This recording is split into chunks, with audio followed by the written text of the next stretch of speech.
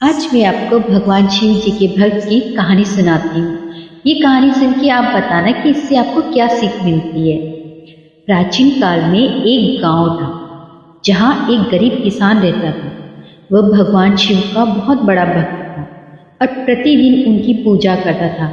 जबकि उसकी गरीबी के कारण वह मंदिर में पूजा के लिए कोई महंगे फूल फल या सामग्री नहीं ले जा पाता था। एक दिन किसान ने सोचा, मैं भगवान के लिए क्या चढ़ाऊं? मैं इतना गरीब हूं कि मेरे पास कुछ भी नहीं है। वह दुखी मन से नदी के किनारे बैठा और भगवान से प्रार्थना की, हे भोलेनाथ, मेरी भक्ति स्वीकार करें। मेरे पास आपको अर्पित करने के लिए कुछ भी नहीं है। प्रार्थना करते करते उसके मन में एक विचार आया। उसने नदी किनारे की मिट्टी उठाई और उसमें से अपने हाथों से एक छोटा सा बैल बना दिया। यह बैल भगवान शिव के वाहन नंदी का प्रतीक था। उसने मन ही मन कहा, हे भोलेनाथ, मेरे पास सोने चांदी के बैल नहीं है। कृपा इस मिट्टी के बैल को मेरी भक्ति के प्रतीक के रूप में स्वीकार कीजिए।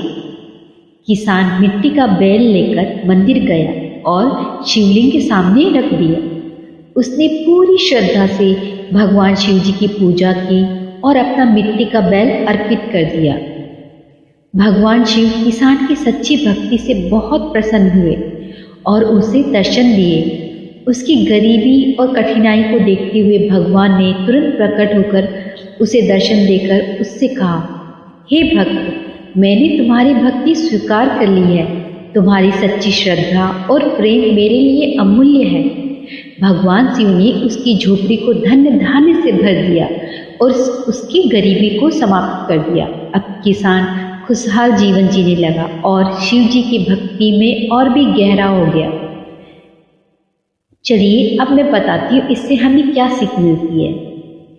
सच्ची भक्ति में वस्तु का नहीं, भावना का महत्व होता है। भगवान केवल आपके हृदय की श्रद्धा और सच्चाई को देखते हैं। कठिन परिस्थितियों में भी अपनी भक्ति और विश्वास बनाए रखना चाहिए। यह कहानी सिखाती कि भगवान सच्चे हृदय से की गई प्रार्थना को जरूर स्वीकार करते हैं।